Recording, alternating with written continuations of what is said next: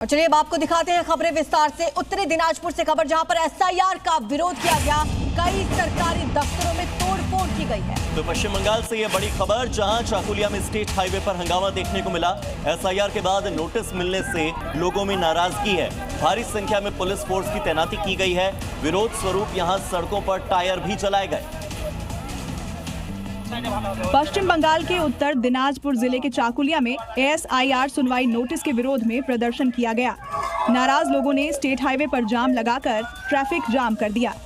गुरुवार को हुए प्रदर्शन के दौरान कई जगह पर आगजनी की घटनाएं भी सामने आईं। प्रदर्शनकारियों का आरोप है कि एसआईआर नोटिस भेदभावपूर्ण है और आम लोगों को परेशान करने वाला है। प्रशासन ने शांति बनाए रखने की अपील की है। सुरक्षा के कड़े इंतजाम भी किए गए हैं। दिनाजपुर में एसआईआर सुनवाई के विरोध में बीडीओ दफ्तर फूंक दिया गया। बीजेपी ने इसे टीएमसी शासित बंगाल में भीड़ तंत्र और कानून व्यवस्था की नाकामी बताया। टीएमसी ने इसके लिए कांग्रेस को जिम्मेदार ठहराया है।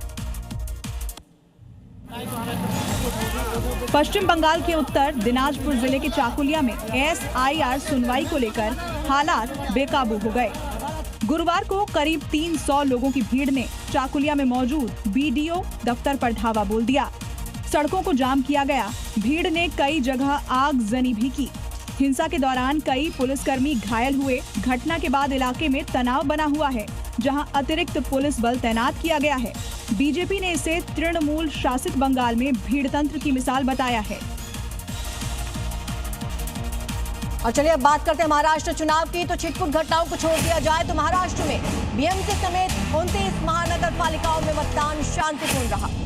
ये नगर निकायों के चुनाव है। उम्मीदवारों की किस्मत का फैसला आज होगा और इस चुनाव में बीएमसी के 227 वार्ड्स में 1700 से ज्यादा प्रत्याशी हैं, जिन्होंने अपनी किस्मत आजमाई है। अब सुबह 10 बजे से वोटों की गिनती शुरू हो जाएगी। नतीजों से तय होगा कि बीएमसी समेत दूसरी नगर निगमों की सत्ता आखिरकार किसके हाथ जाएगी। तो मुंबई की सियासत में आज एक बड़े मोड़ की आशंका। बीएमसी चुनाव के नतीजों से देश की सबसे अमीर नगर निगम की सत्ता का फैसला होगा। आज बीएमसी चुनाव के नतीजे घोषित हो जाएंगे। एग्जिट पोल्स के मुताबिक बीजेपी शिवसेना एकनाथ शिंदे गुट गठबंधन को 227 में से 131 से 151 सीटें मिलने का अनुमान है। पिछले 25 से 30 सालों तक बीएमसी पर ठाकरे परिवार की अविभाजित शिवसेना का दबदबा रहा, लेकिन 2022 में पार्टी टूटने के बाद ये पहली सीधी टक्कर है। उद्धव ठाकरे की शिवसेना प्लस राज ठाकरे की एमएनएस प्लस अन्य को 58 से 68 सीटें मिलने का अनुमान है। कांग्रेस और अन्य को 12 से 16 सीटें मिल सकती हैं। बड़ी खबर का रुख करेंगे। बड़ी खबर झारखंड के देवघर से है, जहां मंदिर का विरोध किया गया।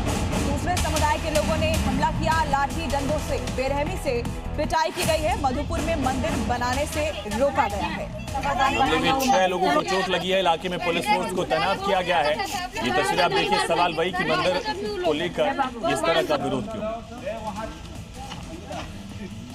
लालगढ़ इलाके में मंदिर निर्माण को लेकर तनावपूर्ण हालात बन गए और मामला हिंसक डीडीएचपी तक पहुंच गया। दरअसल यहां पर एक पुराने मंदिर के जीर्णोद्धार का काम हो रहा था, जिसे लेकर मुस्लिम समुदाय के लोगों ने विरोध करना शुरू कर दिया।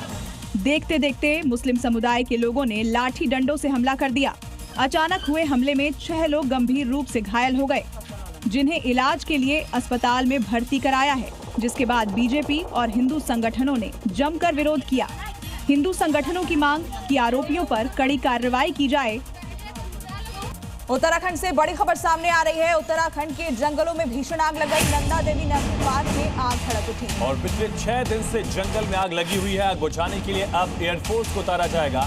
MI-17 हेलीकॉप्टर का इस्तेमाल किया जाएगा। ये बड़ी और अहम खबर, तस्वीरें भी आप देख रहे हैं। तो 13,000 फीट ऊंचाई पर है पार्क और आपको बता दें कि यहाँ पर MI-17 हेलीकॉप्टर का इस्तेमाल किया जाएगा आग को काबू करने के लिए। चमोली स्थित विश्व धरोहर नंदा देवी बायोस्फीयर रिजर्व के जंगलों में पिछले 6 दिनों से लगी भीषण आग पर काबू पाने के लिए अब भारतीय वायुसेना ने मोर्चा संभाल लिया है।